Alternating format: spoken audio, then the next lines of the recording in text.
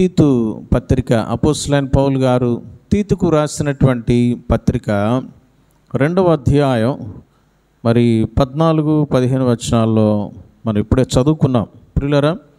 మరి ముఖ్యంగా 14వ వచనాన్ని మనం ధ్యానం చేస్తాం. ఈ దినం కొరకై ప్రార్థన చేస్తున్నప్పుడు ప్రియులారా, మరి ప్రభు జ్ఞాపకం చేసినటువంటి నా యొక్క దృష్టిని ఈ యొక్క లేఖనాల పైకి తీసుకొని వచ్చారు. మనం గమనించినట్లయితే చూడండి, 14వ వచనంలో ఆయన సమస్తమైన దుర్నీతి నుండి మనలను విమోచించి. ఎవరైనా? ఎవరమ్మా? యేసుక్రీస్తు ప్రభువారు. పరలోకమందున్నటువంటి దేవుడైనటువంటి యేసయ్య నీకోసం నా కోసం శరీరాన్ని ధరించుకొని ఈ లోకానికి వచ్చాడు. దానినే కొద్ది రోజుల్లో ఈ నెలలో డిసెంబర్లో ప్రవేశించాం. 25వ తారీఖున ఏం చేస్తామయ్యా?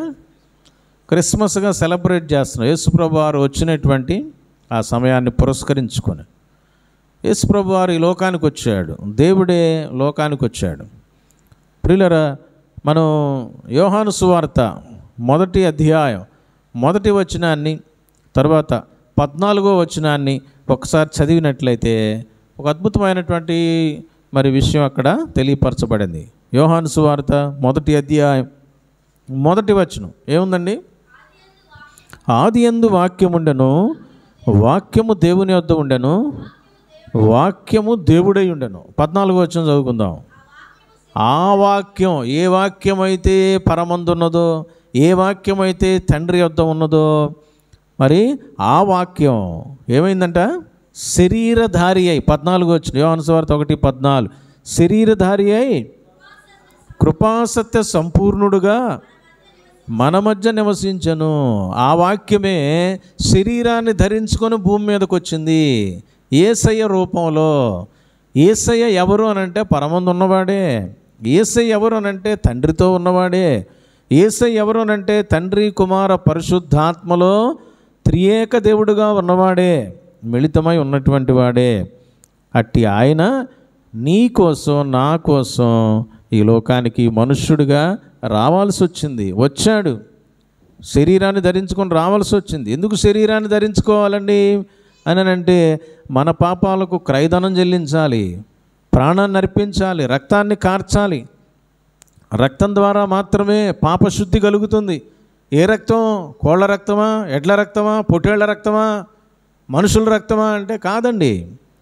ఏమండి ప్రియులారా, సర్వోన్నతుడైనటువంటి దేవుడు తన కుమారుడైనటువంటి యేసయ్యని ఈ లోకానికి పంపించాడు. దైవ రక్తం, దేవుని యొక్క రక్తం. మరి దేవునికి రక్తం ఉంటుందా అంటే, దేవుడు ఆత్మస్వరూపి కదండి.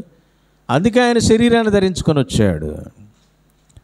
కేవలం నీ కోసం నా కోసం రక్తం చిందించాలి కాబట్టి, పాప ప్రక్షాళన చేయాలి కాబట్టి ఆయన శరీరాన్ని ధరించుకొని ఈ లోకానికి వచ్చాడండి. కాబట్టి ఆయన వచ్చినటువంటి ఆయన ఏం చేశాడంట? శరీరాన్ని ధరించుకొని వచ్చి 14వ వచనం 1వ వచనం సెలవిస్తూ ఉంది తీతు పత్రిక 2వ అధ్యాయం. ప్రియులారా, ఆయన అనగా ఆదియందు వాక్య రూపకంగా ఉన్నటువంటి ఆయన 2000 సంవత్సరాల క్రితం శరీరాన్ని ధరించుకొని ఈ భూమి మీదకి కృపాసత్య సంపూర్ణుడుగా వచ్చినటువంటి యేసయ్య ఏం చేశాడంట? ఆయన సమస్తమైన దుర్నీతి నుండి మనలను విమోచించి అంటున్నాడు. సమస్తమైనటువంటి దుర్నీతితో ఎవరున్నారు? ఏమండి, ఎవరున్నారమ్మా? మనమే. నోట్లోంచి మాట రావట్లేదు చాలామందికి కదండి. మన తప్పిదాలు ఒప్పుకోం మనం కదా. వేరే వాళ్ళ మీద తప్పిదాలు మోపాలంటే మాత్రం భలే ఈజీ మనకి కదండి. ఎవరినన్నా ఒక మాట అనాలంటే భలే సంతోషం మనకి. కానీ మన తప్పిదాన్ని ఎవరన్నా ఎత్తిపట్టారనుకోండి, అస్సలు మనం ఒప్పుకోమన్నమాట. ప్రియులారా, సమస్త దుర్నీతి నుండి మనలను విమోచించడానికి వచ్చినటువంటి వాడు యేసు ప్రభువారు. ఎంత గొప్ప దేవుడండి. దుర్నీతితో ఉన్నటువంటి వాళ్ళతో మనం మాట్లాడటానికి ఇష్టపడం కదా. చెడ్డవాళ్ళు అని ఏదైనా ఒక తెలిసిందనుకోండి ఎవరి గురించి అన్నా, వాళ్ళ దగ్గరికి మీ పిల్లల్ని పంపిస్తారా? మీరు వెళ్తారా? మీరు మాట్లాడతారా? ఎవరు మాట్లాడరు కదండి. కానీ యేసుక్రీస్తు ప్రభువారు సమస్త దుర్నీతితో నిండుకొని ఉన్న పాపులము, దుర్మార్గులము, పనికిమాలిన వారము, ఏమండి మరి పాపాల విషయమై ఎఫెసీ 2:1 ప్రకారం చచ్చిన వారమై ఉన్నప్పుడు సైతం రోమాపత్రిక 5వ అధ్యాయం 8వ వచనం ఆధారంగా మనం ఇంకొను పాపులమై ఉండగానే క్రీస్తు యుక్త కాలం మన కోసం ఏమైపోయాడంట, చనిపోయాడు. ప్రియులారా, ఇక్కడ తెలియపరచబడతా ఉంది, యేసు సమస్తమైన దుర్నీతి నుండి మనలను, ఆ ప్లేస్లో ఏం పెట్టుకోవాలి తెలుసా ప్రియులారా? ఏం బాబు జోసఫ్, ఏం పెట్టుకోవాలి? మనలను అనే ప్లేస్లో ఏం పెట్టుకోవాలా? నన్ను. నీ పేరు పెట్టుకొని చదువుకో. యేసయ్య సమస్తమైన దుర్నీతి నుండి నన్ను అంటే ఇంకా ఏం చెప్పుకోవాలి మనం? సమస్త దుర్నీతితో ఉన్నటువంటి నన్ను, నా జీవితం అంతా కూడా నడినెత్తి నుంచి అరికాల వరకు దుర్నీతితో, మంచి నీతి కాదు అది, చెడ్డ నీతి. ఏమండి, అసలు నీతి అనేది లేదు.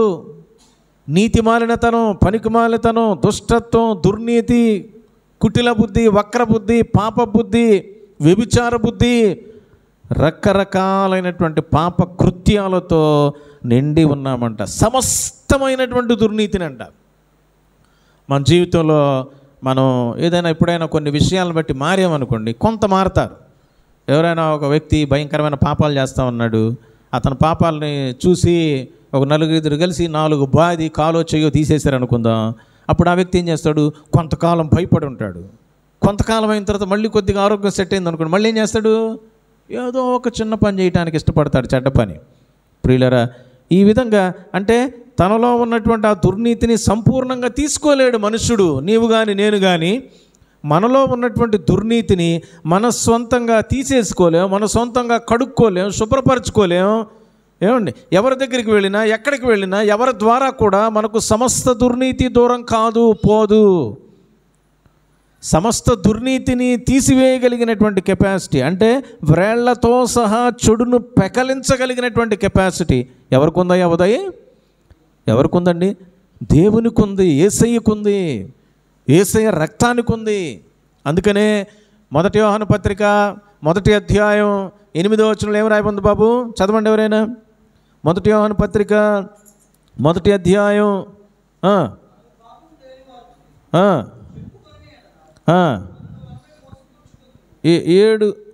7 చదువు, 7 చివరిలో ఉంటుంది, 7వ వచనం చివర. 1 యోహాను 1వ అధ్యాయం 7వ వచనం.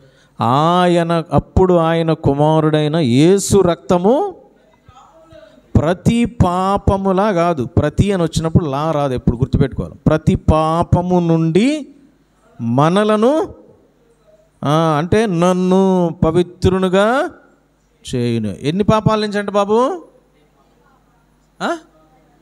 సమస్త పాపము నుండి అంట. సమస్త పాపం నుంచి అంటే ఏ ఒక్కడు కూడా దేవుడు విడిచిపెట్టడానికి ఇష్టపడట్లా. నువ్వు ఎన్నైతే ఒప్పుకుంటావో, ఎన్నైతే విడిచిపెట్టడానికి ఇష్టపడతావో, కొంతమంది ఏం చేస్తారంటే కొన్ని వదులుకుంటారు కదండి, కొన్ని వదులుకుంటారు, కొన్ని మాత్రం లోపల పెట్టేసుకుంటారు, దాచిపెట్టుకుంటారు అన్నమాట కదా. పైకి బాగానే ఉన్నాడంట ఆకాను, ఏం చేశాడండి? ఎరికో దగ్గర నుంచి దొంగిలించి మరి తన యొక్క గుడారంలో భూమిలో పాతిపెట్టేసి పైకి మాత్రం బాగున్నాడంట. అందరితో కలిసి తిరుగుతున్నాడు, నవ్వుతున్నాడు, ఎంజాయ్ చేస్తున్నాడు, హలో అంటున్నాడు, వందనాలు చెప్తున్నాడు, అన్నీ చేస్తున్నాడు. కానీ లోపల ఏముంది? మనుషులకు కనిపించినటువంటి పాపము, దుర్నీతి పెట్టుకొని ఉన్నాడు. అది ఎవరికి కనిపించింది? దేవుడికి కనిపించింది. దేవుడు ప్రియమైనటువంటి వాళ్ళరా సమస్తాన్ని చూస్తాడు. కాబట్టి ఒకప్పుడు మనం ఆకాను కంటే, గేహజీ కంటే, అననీయ సప్పీరాల కంటే భయంకరమైనటువంటి పాపకృత్యాలతో మగ్గిపోయినటువంటి పరిస్థితుల్లో మన నోటి ద్వారా మంచి మాటలు ఎప్పుడు మాట్లాడవు, కాని మాటలే. అర్థమైందండి? అటువంటి పరిస్థితుల్లో ఉన్నప్పుడు సైతం మన కోసం ఆయన, అనగా నా కోసం, నా సమస్త దుర్నీతి నుండి నన్ను విమోచించుటకు వచ్చినటువంటి విమోచకుడు. దాన్ని ఇంగ్లీష్లో ఏమంటారు అన్నట్లయితే రిడీమర్ అని అంటారు. రిడీమర్ అంటే అర్థం ఏంటంటే విమోచకుడు. ప్రియులరా, మరొక చోట రాయబడి ఉంది, వెండిని విమోచించినట్లు నేను మిమ్మును విమోచించదునని అంటున్నాడు. వెండిని విమోచించినట్టు విమోచిస్తాడంట దేవుడు. బంగారాన్ని శుద్ధి చేసినట్టుగా శుద్ధి చేసి నేను మిమ్మల్ని సపరేట్ చేస్తానంటున్నాడు. కాబట్టి యేసుక్రీస్తు ప్రభువారు ఎవరు అన్నట్లయితే సమస్త దుర్నీతి నుంచి నన్ను విమోచించినటువంటి విమోచకుడు. ఎవరి గురించో నువ్వు ఆరాధన చేయదు. ప్రభు అందరిని కాపాడావు, అందరిని రక్షించావు, ఇన్ని సంవత్సరాలైనా కానీ అటువంటి ఆరాధనలు చేస్తున్నామంటే వ్యర్థులమే మనం ప్రియులారా. అందరి గురించి నీకెందుకు? ఆరాధన అనేది ప్రత్యేకమైంది, నువ్వు చేయాలా.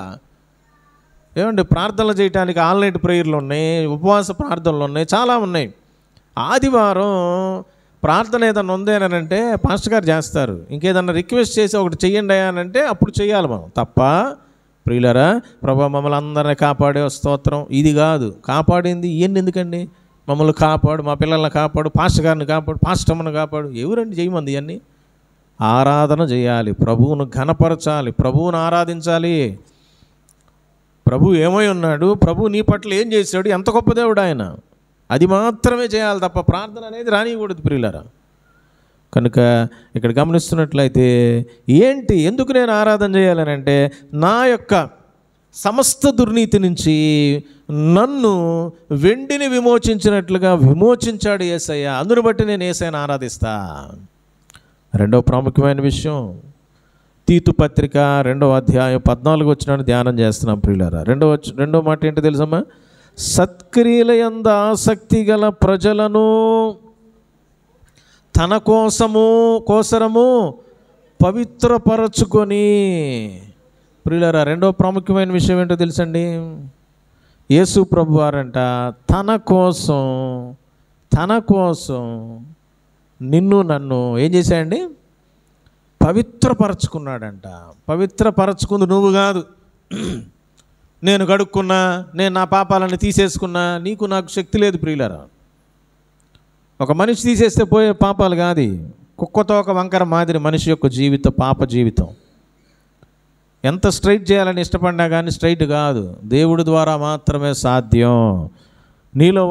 నాలో ఉన్నటువంటి పాపాలు పోవాలి అంటే దేవుడి ద్వారానే సాధ్యం. మనలను పరిశుద్ధపరచినటువంటి, పవిత్రపరచినటువంటి దేవుడు ఆయనే. పవిత్రపరిచింది ఆయనే. ఎవరండి పవిత్రపరిచింది? ఈ లోక సంబంధమైన అధికారో, పెద్దోడో, ఒక మంచివాడో, ఒక మంచి పవిత్రుడో అని అనుకుంటే మరి పొరపాటే ప్రియులారా. మనల్ని పవిత్రపరిచింది ఎవరు అని అంటే యేసు ప్రభువారు. యేసు ప్రభువారు ఎవరో తెలుసా? ఆయన నిలువెల్లా పరిశుద్ధతతో నిండుకొనినటువంటి వాడు. ఆయన దేవుడు, ఆయన రక్షకుడు, ఆయన పరిశుద్ధుడు, ఆయనలో చెడుతనానికి చోటు లేనటువంటి వాడు. ఆయన పరిశుద్ధుడు కనుక వేరే ఇంకొక వ్యక్తిని పరిశుద్ధపరచగలడు. అర్థమైందండి? ఆయన పరిశుద్ధుడు కాబట్టి ఒక వ్యక్తిని పరిశుద్ధపరచగలడు. ఒక మనిషి ఒకప్పుడు బాగుంటాడు, మరొకప్పుడు పాడైపోతూ ఉంటాడు. అటువంటి వ్యక్తి ఇతరులను బాగు చేయలేడు, ఇతరులను పరిశుద్ధపరచలేడు. మనలను పరిశుద్ధపరచినటువంటి వాడు ఆయన ఎలాంటి వాడు అనేటువంటి విషయాన్ని కనుక గమనిస్తూ ఉన్నట్లయితే ఆయనయే పరిశుద్ధుడై ఉన్నాడు ప్రియులారా. మనం చాలా సందర్భాల్లో మన జీవితంలో మురికి పెట్టుకొని ఎదుటోళ్ళు ఏమంటాం, నీ బట్టలు మురిక్కున్నాయా? మన జీవితంలో చెడ్డమాటలు పెట్టుకొని ఎదుటోళ్ళని ఎందుకు చెడ్డమాటలు మాట్లాడుతున్నావు అని అంటారు. మన జీవితంలో కుట్ర పెట్టుకొని ఎదుటోళ్ళని ఏమంటాం, ఏంది నువ్వు కుట్ర ఉంది, వాళ్ళు మంచోళ్ళు కాదండి. నీలో ఎంత ఉంది మంచి లేని నువ్వే ఇతరులను ఆరోపిస్తున్నావే ప్రియులారా. అటువంటి విధంగా చేయలేదంట యేసు ప్రభువారు. ఎవరో తెలుసా? పరిశుద్ధపరిచినటువంటి ఆయన పరిశుద్ధుడండి, ఆయన పవిత్రుడు, ఆయన సంపూర్ణంగా మరి పరిశుద్ధత కలిగినటువంటి వాడు. ఆయనలో ఎక్కడ కూడా నువ్వు కాసి వడపోసినా కూడా కదండి, పాలు కాస్తావు, నీళ్లు కాస్తావు, ఇంకేదైనా వస్తువుల్ని ఇచ్చేస్తావు, వడపోస్తారు. ఏదైనా మలినాలు ఉంటాయేమోనని, మురికి ఉంటుందేమోనని వడకడతాం కదండి. వడకట్టేది ఒకటి ఉంటుంది కదా, దాన్ని పట్టుకొని మనం టీ పెట్టినా కానీ ఏం చేస్తాం? వడకడతాం. లేకపోతే ఆ చెత్త అంతా మింగేయాల్సి వస్తుంది. వడకట్టినప్పుడు ఏం చేస్తాం? వేస్ట్ ఏం చేస్తామండి? పక్క తీసేస్తాం. ప్రియమైన వాళ్ళరా, యేసు ప్రభువును కనుక మీరు వడపోయటానికి ప్రయత్నం చేస్తే ఆయనలో ఎక్కడ కూడా ఒక్క మలినం కూడా కనిపించదు. అంతటి పరిశుద్ధుడు, నిలువెల్లా కూడా నడినెత్తి నుంచి అరికాలు వరకు ఈ లోకానికి మనుష్యునిగా వచ్చినటువంటి యేసయ్య యొక్క జీవితం కూడా అంత పరిశుద్ధంగా ఉంది. ఆయన దేవుడై ఉన్నాడు కాబట్టి ఆయన పరిశుద్ధుడండి.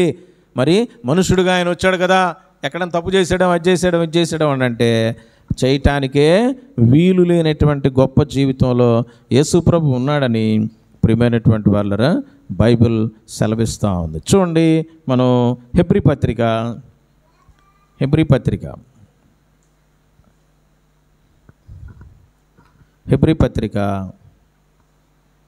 2వ అధ్యాయం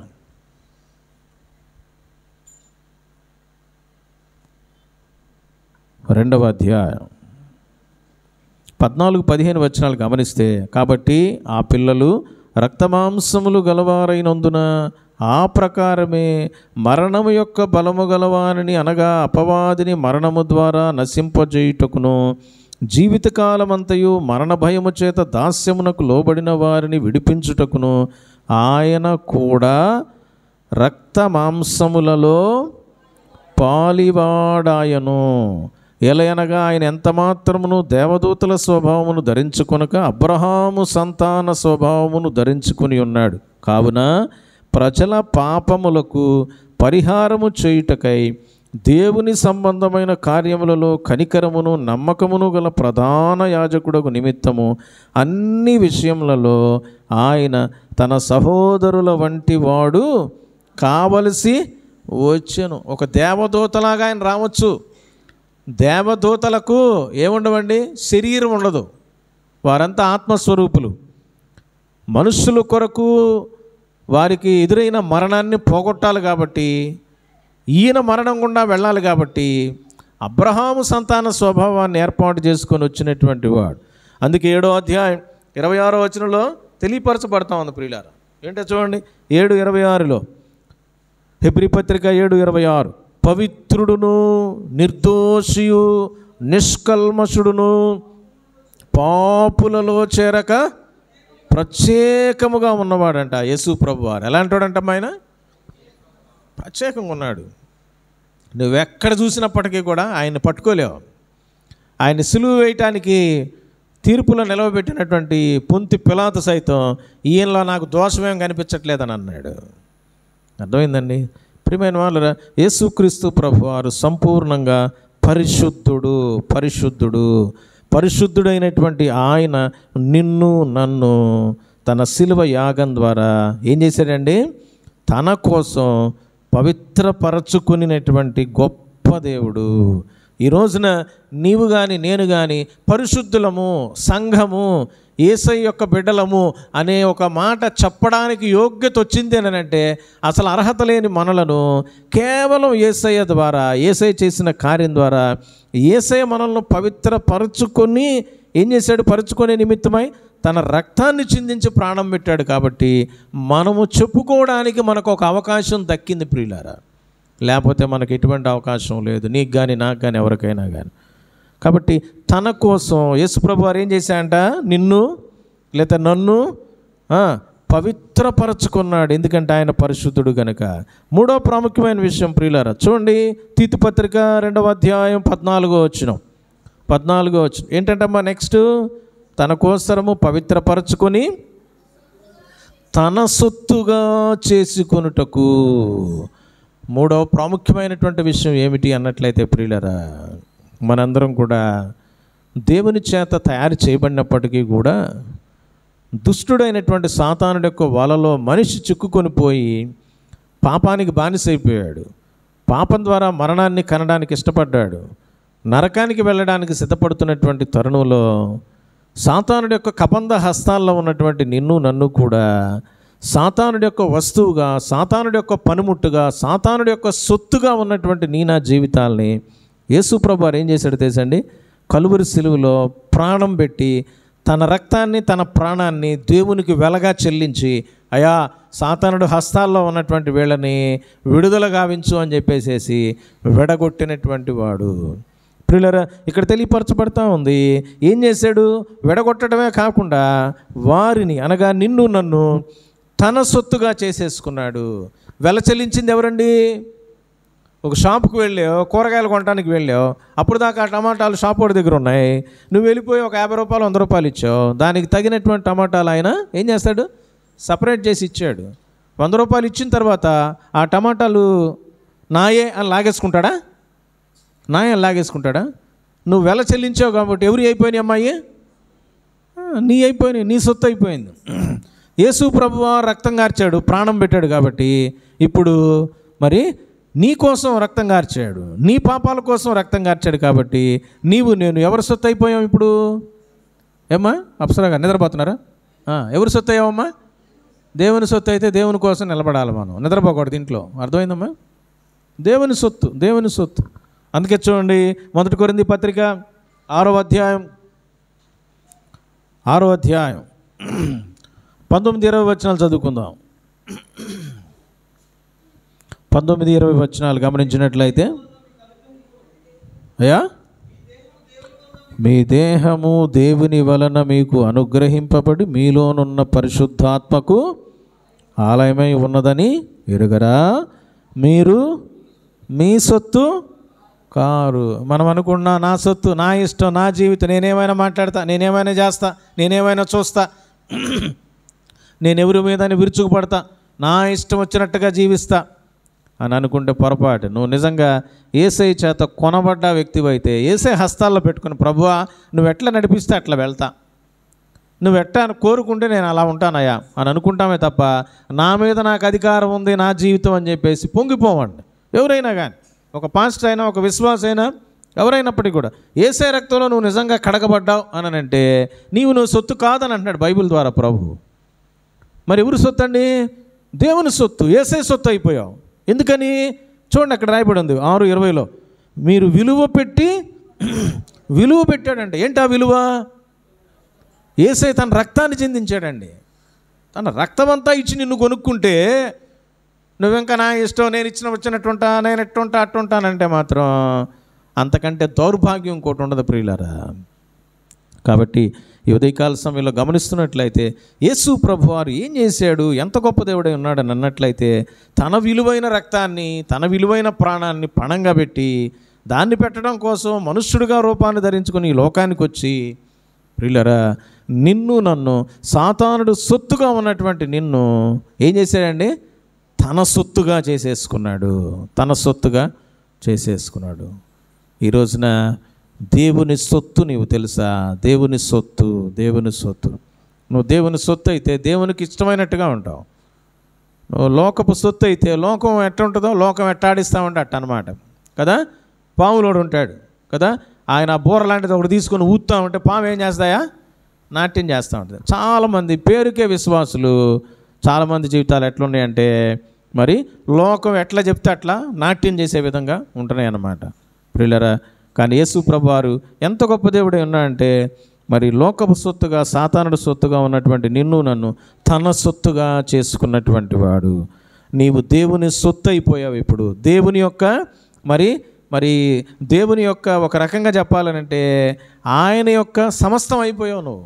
ఆయన వాడివి, ఆయన దానము నువ్వు అనే విషయాన్ని మరి మర్చిపోకూడదు ప్రియులారా. అయ్యో నన్ను దేవుడు తన సొత్తుగా చేసుకున్నాడే, తన వాడిగా చేసుకున్నాడే, తన దానిగా చేసుకున్నాడే అని చెప్పేసి ఈ ఉదయకాల సమయంలో మనం ఆయన ఆరాధించకుండా ఉండలేం ప్రియులారా. చివరిగా మనం గమనిస్తున్నట్లయితే చూడండి, తీతు పత్రిక ప్రియులారు, తీతు పత్రిక 2వ అధ్యాయం 14 వచనాన్ని మనం ధ్యానం చేస్తున్నాం కదండి.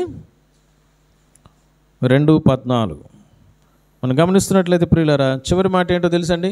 ఏముందమ్మా అక్కడ? తన్ను తానే మన కొరకు ఏం చేశాయంట? అర్పించుకొనెను. ప్రియులారా, ఇప్పుడు దాకా మనం చెప్పిందంతా విమోచించాడు, పవిత్రపరచాడు, సొత్తుగా చేసుకున్నాడు. అర్పించుకోకపోతే ఈ పని అంతా జరగదు. కానీ ఏంటి ప్రాముఖ్యమైన విషయం 4వది అన్నట్లయితే చూడండి ప్రియులారా, తన్ను తానే ఎవరో చెప్తే కాదు, తన్ను తానే అంటే దాన్ని ఏమంటారో తెలుసండి? వాలంటీర్గా. ఎవరో ఒకళ్ళు చెప్తే ఫ్యాన్ చూడటం, ఏమండి, ఎవరో చెప్తే ముందుగా చైర్లు వేయటం కదా, ఏదో ఒక అనౌన్స్మెంట్ ఇస్తే ఇదిగో నేను చర్చి కోసం ముందుకు వస్తున్నా అంటాం. ఇది కాదు, వాలంటీర్గా నువ్వు ప్రభు కోసం వాలంటీర్గా ప్రభు యొక్క జీవితం చూడండి, యేసయ్య యొక్క జీవితం వాలంటీర్గా తన్ను తానే అర్పించుకున్నాడంట. ఎవరు కాదా, నా అంతట నేనే ప్రాణం పెడుతున్నా అంటున్నాడు కదండి. ఎక్కడ? యోహాను సువార్త 10వ అధ్యాయం, యోహాను సువార్త 10వ అధ్యాయంలో ప్రియులారా అద్భుతమైనటువంటి మాట మనం యేసయ్య తెలియపరుస్తూ ఉన్నాడు. యోహాను సువార్త 10వ అధ్యాయం 17వ వచనం చూడండి. నేను దాన్ని మరలా తీసుకున్నట్లు నా ప్రాణం పెట్టుచున్నాను, ఇందువల్లనే నా తండ్రి నన్ను ప్రేమించున్నాడు. 18 కూడా అమ్మ, ఎవడును నా ప్రాణము తీసుకొనడు, నా అంతట నేనే దాన్ని పెట్టుచున్నాను, దాన్ని పెట్టుటకు నాకు అధికారం కలదు, దాన్ని తిరిగి తీసుకున్నటకు నాకు అధికారం కలదు. ఎంత గొప్ప విషయం అండి. వాలంటీర్గా ఆయనకు ఆ అధికారం ఉందంట. He is god. త్రియేక దేవుళ్ళలో ఆయన రెండో వాడు. తండ్రి, కుమార, పరిశుద్ధాత్మల్లో ఆయన సెకండ్ పర్సన్గా మనం చూస్తున్నాం. ముగ్గురు ఒకటే, ఒక్క దేవుడే, కానీ ముగ్గురుగా కనిపిస్తాడు కదండి. ఎంత బ్యూటీ ఉందో తెలుసండి ప్రియులారా. ఆయన అంటున్నాడు, నా అంతటి నేనుగానే నా ప్రాణం పెడుతున్నాను. ఆయన అంతటికి ఆయన కానీ ఎవరో చెప్తే అయ్యా పలానా ఉదయం కోసం పాపం బాగాలేదంట అని అంటే ఏదో వచ్చి నేను చేయటం కాదు, ఆయన అంతటికి ఆయనే పూనుకొని వస్తున్నాడంట. నీ పరిస్థితి గమనించి, నీ జీవితం గమనించి, సమస్త దుర్నీతితో ఉన్నదని, అపరిశుద్ధతో ఉందని, లోకపు సొత్తుగా ఉన్నామని, ఏమండి సాతానుడి సొత్తుగా ఉన్నామని, సాతానుడి యొక్క కబంధ హస్తాల్లో ఉన్నామని, ఏమండి శాపకృత్యమైన పాపకృత్యమైన కార్యాలలో ముడిపడి ఉన్నటువంటి జీవితం నీదని ఆయన తెలుసుకొని తనంతట తానుగే నీ కోసం నా కోసం ప్రాణం పెట్టడానికి 2000 సంవత్సరాల క్రితం వచ్చి ప్రాణం పెట్టేశాడు. ఈ రోజున నిన్ను నన్ను కూడా ప్రియులరా ఏం చేశాడో తెలుసండి. అక్కడ 2వ అధ్యాయం తీతు పత్రిక 13-14 వచనాన్ని మరొకసారి చదువుకొని మనం ప్రభువుని ఆరాధిస్తాం ప్రియులరా. చూడండి, 2వ అధ్యాయం 14 వచనం. ఆయన యేసు అంటే యేసు సమస్తమైన దుర్నీతిలో ఉన్న నన్ను విమోచించాడు. ఫస్ట్ మన పరిస్థితి ఏంటంట, సమస్తమైన దుర్నీతిలో ఉన్నాం. ఆ సమస్త దుర్నీతి నుంచి విడుదల గావించినటువంటి వాడు యేసయ్య. అంతేకాకుండా సత్క్రియల యందు ఆసక్తి గల ప్రజలను తన కోసరము పవిత్రపరచుకొని, ఎవరైతే ఆసక్తి చూపించారో, ఎవరైతే ప్రభువు కోసమైనటువంటి ఒక చిన్న ఆలోచన ఉన్నదో అట్టి వారందరి కోసమంట తన కోసంగా వారిని ప్రత్యేకపరిచాడు, పవిత్రపరిచినటువంటి వాడు. అపరిశుద్ధంగా ఉన్నటువంటి నిన్ను నన్ను పరిశుద్ధపరిచినటువంటి వాడు. మురికి బట్టలతో కంపు కొడుతున్నటువంటి నీ యొక్క జీవితాన్ని ఆయన పరిశుద్ధపరిచినటువంటి దేవుడు. అంతేకాదు, మూడవదిగా మనం చూస్తున్నాం 14వ వచనంలో, లోకపు సొత్తుగా సాతానుడు సొత్తుగా ఉన్నటువంటి నీ నా జీవితాలను తన సొత్తుగా చేసుకున్నాడు. నువ్వు ఈ రోజున దేవుని సొత్తుగా ఉంటే ఎగిరిపడవు, దేవుని సొత్తుగా ఉంటే అణిగిమణిగి ఉంటావు, దేవుని సొత్తుగా ఉంటే దేవునికి నమ్మకంగా ఉంటావు, దేవుని సొత్తుగా ఉంటే నీ జీవితం ద్వారా 10 మందికి మేలు కలిగేటట్టు చూస్తావు ప్రియులారా. కాబట్టి దేవుని సొత్తుగా చేశాడు. 4వది చివరిది, తన్ను తానే మన కోసమై అర్పించుకున్నటువంటి వాడు. అర్పించుకున్నాడు. మనకు మనం ఏదన్నా చేసామంటే ఏదో ఒక ఆశిస్తాం కదండి. ఏదైనా చేసామనుకోండి మనం సొంతంగా, దాని వెనక ఎక్కడో ఒక చోట ఏముంటుందండి, మనుషులకి స్వార్థం ఉండొచ్చేమో. అందరికీ కాదు, కొంతమందికి ఎవరికైనా ఉండొచ్చేమో. కానీ యేసు ప్రభు వారి యొక్క జీవితం మనకు తెలియపరచబడతా ఉంది. తన్ను తానే మన కోసం ఇంతగా చేయటం కోసం, పవిత్రపరచడం కోసం, సమస్త దుర్నీతి నుంచి మనలను విమోచించడం కోసం ప్రియులరా, అంతేకాకుండా తన సొత్తుగా చేసుకోవడం కోసం తన్ను తానే వాలంటీర్గా అర్పించుకున్నాడు. పానార్పణంగా ప్రోక్షింపబట్టానికి అప్పగించుకున్నాడు. టోటల్గా మనకు సబ్మిట్ చేసుకున్నాడు. ఎంత గొప్ప దేవుడై ఉన్నాడు. ఈ ఉదయకాల సమయంలో అట్టి ప్రభు అయినటువంటి యేసయ్యను మనసారా స్తుతిస్తావా? తల్ల వంచుదాం ప్రియులారా. ఒక్క నిమిషం